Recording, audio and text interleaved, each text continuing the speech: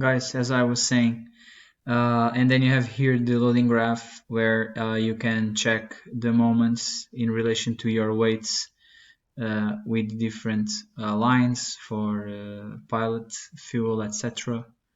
And the the flight envelope, okay, aerodynamic envelope. Then you have another one for center of gravity limits. If you want to check it out, it's not mandatory with this one. This one, it's the one that you really need to focus on.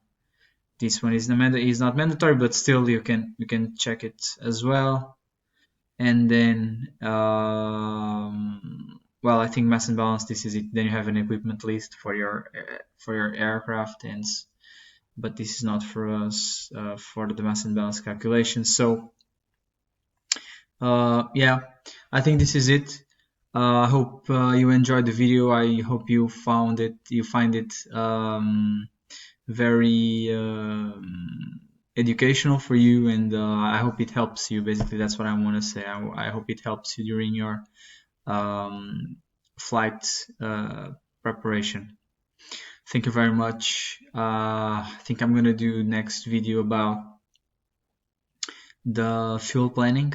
I'm gonna grab all the air law that we need to do it, because I know that there are different things in ICAO, in EASA, and so I'm gonna grab it all, and I'm gonna do another video for you so you have it all a little bit more simple. Okay, so see you in class or in the next video.